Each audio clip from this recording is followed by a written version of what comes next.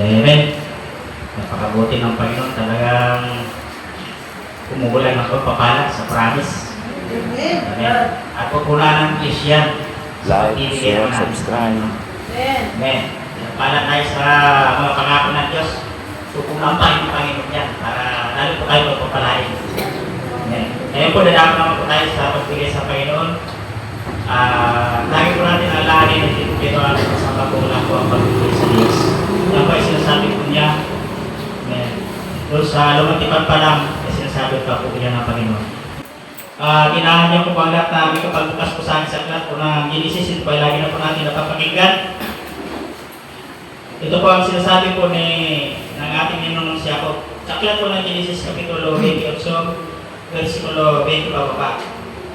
Sabi po dito, nangako si Jacob ng ganito, Uyawi kung ako'y sasamahan ninyo at ingatan sa paglalakbay nito, pagkakainin at dadamitan, at makakabalik na muli sa bahay ng aking ama. Kayo po ang aking magiging Diyos. Sasambahin kayo sa lugar na ito na pinagtayuan ko ng batong ala-alang ito. Wala pong iba pong batong tinutuloy ko dyan, kundi po ating Panginoon sa Kristo. At ibabalik ko sa inyo ang ikasampung bahagi, lahat ng ipinagkaloob ninyo sa akin. Yan po ang naging mindset po ng ating siya po, kahalat ng bagay, kayamanan na mayroon siya. Na binigay sa kanya ng Panginoon habang siya po ay naglalakbay. Amen. Alam po natin na tinawag po ng Diyos, ating itong si Jacob. Amen. At pinangakuha ng Diyos ng dadalhin sa promised land. Pangako ng Diyos sa lupang punong-puno ng kayamanan. Sa daan pa lamang na paglalakbay ng ating itong siya po ay pinagyaman na ng Panginoon. Amen. At lahat na yun, hindi po rin natin ni Jacob, natin siya po na, ang lahat na yun ay bunga ng kanyang pananampalataya, bunga ng kanyang lakas. Kundi ang lahat na yun ay tinangkin niya. Dahil ang bagay na kayamanan ng kanyang tinangkin, yun po ay bigay ng Diyos sa kanya. Amen. At dahil ganun po ang sitwasyon na inisip na ating siya po na ang lahat ng kanyang kayamanan ay galing sa Diyos, sinabi niya na ang namang kayamanan, ito galing sa Diyos. Ani ka sa pong bahagi. Amen. Tayo po naman ay manlalakbay. Tayo naman ay manlalakbay sa panahon ito. Tayo ay dalhin ng Panginoon sa promised land. At alam po natin sa ating paglalakbay, pagsunod sa Diyos, tayo po ay pinagpapalang ng Panginoon. May kanya-kanya na yung tayo pinabubuhay. Amen. Lahat na yan ay hindi po para sa atin. Kundi mayroon pong bahagi po yan ng Panginoon. Amen. Ang ikasampung bahagi. Kaya kailangan po natin natin yung siya po, mas lalo po siyang pinayaman ng Panginoon. Amen. At kunyayari sa ating lahat na yan, kapag sinunod po natin ang sinasabi ng Panginoon. Katulad po ng ginawa ni Haring David. Amen. Sa kanyang buhay, sa David po mayaman. Bilang hari, mayaman po siya, nagtadyan po siya. Pero ano sinasabi niya? Sa aklat ng unang Kronika, Kapitulo 29, Kapitulo 14 hanggang pababa. Ang sabi po dito, ngunit, sino ako at ang bayan ito? Buong puso kami nagkakaloob sapagkat ang lahat ng ito ay galing sa iyo. Amen. Talaga yan, mayaman na mayaman yan si Haring David. Tadyak ko yan. At lagi ko yung nanalo sa labanan. Pero buong puso po siya nagpapababag sa Diyos. Amen. Na lahat ng kayaman na kanyang hinawakan, lahat ko yun ay galing sa Diyos. Amen. At pinagpapalan sa mga Panginoon, sinasamahan. Kaya po sa ating mga buhay, tayo nakitabag sa Diyos. Sasamahan po tayo ng Panginoon at tayo pagyayamanin. Amen. Ang sabi po niya, galing sa iyo. Aking kinabalik lamang namin tulad ng aming mga ninuno. Kami ay mga dayuhan at naglalakbay lamang. Ang buhay namin sa daigdig na ito ay parang anino at pansamantala lamang. O Yahweh na aming Diyos, ang lahat ng kayamanang ito na aming ibibigay para ipagawa ng inyong tahanan ay sa iyo rin tagmula. Alam ko, sinasaliksik ninyo ang puso ng bawat tao. Sasaliksik tayo ng Diyos sa pamaya. Amen. Hindi na ng Panginoon, tayo po ay magiging masunurin sa kanyang mga sinasabi. Amen. Sabi ko, ang tao, at natutuwa kayo sa mga matuwid o Diyos. Buong puso kong ipinagkaloob sa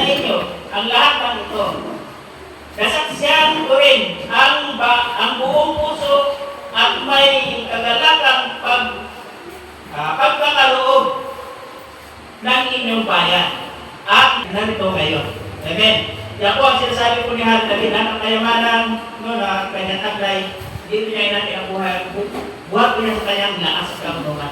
Kung hinagin po niya na ang lahat ng kayamanan na kanyang pinatagpilit, buhat po niya sa Diyos. At binibigay niya sa Panginoon. Bakit niya binibigay niya? Sabi niya, pari pagpagawa ng iyong templo. Amen. Kaya po ang aking ibigay ngayon sa Diyos, hindi po yan napupunta sa pulsan na magbutas. Hindi po yan napupunta kay pastor, hindi po yan napupunta kay pastor. Sabi niya rin David, itinagpapagawa ng templo. Kaya huwag tayo magkalala, ang aking ibigay sa Diyos, gagamitin po yan sa bahay para po natin. Amen. Sapagkat ang dating ng panahon na yan ituturo lang, doon mo kunin lahat ang inyong ipagbibili. Amen. Ang kagamitan para ayusin ang templo ng Diyos. Para manatili tayo ng pupuri at naglilito sa Panginoon. At sa gayon, magpapalain po tayo ng Diyos na buhay. Amen. At alam niyo po, sabi niya dito sa Kapitulo 17, alam ko ang sinasaliksik ninyo ang puso ng bawat tao. Kaya nasusaliksik po yan ng Panginoon. Kung natatapat po tayo sa Diyos, kung nabibigay tayo ng tama. Amen. At alam niyo po ang sinasabi niya, sabi dito sa huli, pagkakaloob ng inyong bayan na narito ngayon. Sino po bayan ng Diyos? Tayo po lahat ngayon na narito. Amen. At sabi niya ngayon, ang bayan ngayon na narito. Sino ngayon na narito? Tayo po lahat na bayan po ng Diyos. Amen. At tayo po ay mag-aalay po sa Panginoon. At tayo po ay magpapalain. Sabi nga niya sa aklat ng Kawikaan, Kapitulo 3, versikulo 10. Sa gayon, kamali mo ay lagi ng apaw. Sidra ng inumin ay hindi na matutuyan. Amen. Yan po ang gagawin ng Diyos. Ngayon, pumunta pa tayo sa Panginoon. Amen. At alam niyo po sa mga likod ng Diyos, amen, lagi naman po natin ito na papakinggan. Sa mga likod ng Diyos, amen, ay namin po yung magpapala. At kapag nagpala po natin ang mga likod ng Diyos, tayo yun po ay magpapalain ng Panginoon. Sabi po niya sa aklat ng Mateo, Kapitulo 10, versikulo 42. Tandaan ninyo, sino bang magbigay ng kahit isang basong malalit na tubig sa isa sa mga maliliit na ito.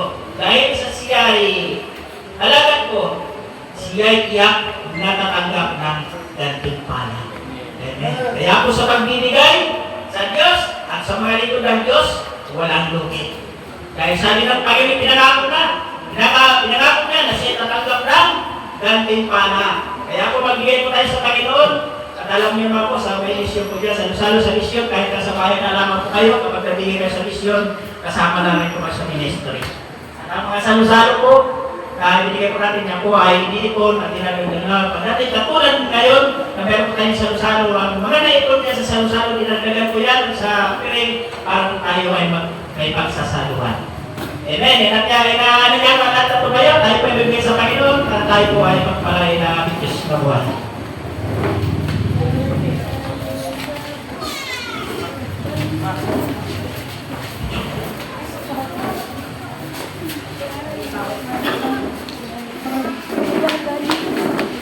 Magbigay tayo sa Panginoon, tayo ay magbigay.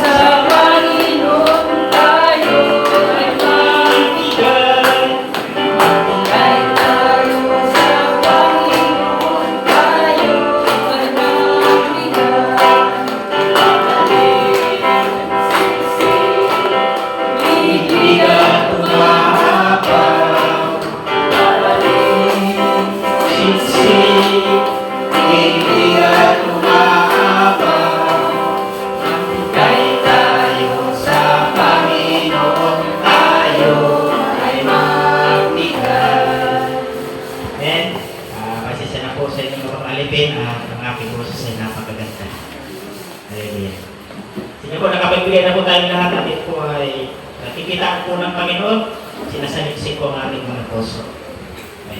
Ilihas po natin ating mga kapay sa pulipapit at pagpapit po natin natin niyang ibinigay. O hallelujah, God Jesus, muli Panginoon, dahil ito pang panalagin ito, ibigay natin mga kapit sa pananampalataya sa Diyos. Sila po ay nagtapat, ay po sa iyo sinabi sa parang sila ipasa. Ito po, ipakulit po sa kanila yung success ng day kung tumako pa Panginoon. Kung palayin mo na huwag Diyos sa kanilang mga trabaho ni Diyos, yung mga kanilang pinagkukuran, na kanilang kinabubuhay po sila ipatuloy ng makapagkalay ng nabot sa iyo, Panginoon. Kung palayin mo rin po na huwag Diyos sa kanilang mga sa galing Panginoon, sa sunod po mga gawain, sa lilim po ay mapagpapin naman. At Lord, natanong po ang malang trabaho ko sa hindi ko masalanan ng balang, hindi magalaw ng kaaway sa pangalan ni Jesus. At patuloy minatan na siyang hawak ng kanalang ito, Panginoon. Salamat po sa iyo, Ama, sa iyo lang ang papuri, salamat ang pagsama. Sa pangalan ni Jesus Cristo na ito po na lahat ng Panginoon ng kapangitras, ang lahat ng anak ng Diyos masabi na. Amen. Okay ko na po ang guys, susunod na tayo. Dapat po natin po ng Diyos.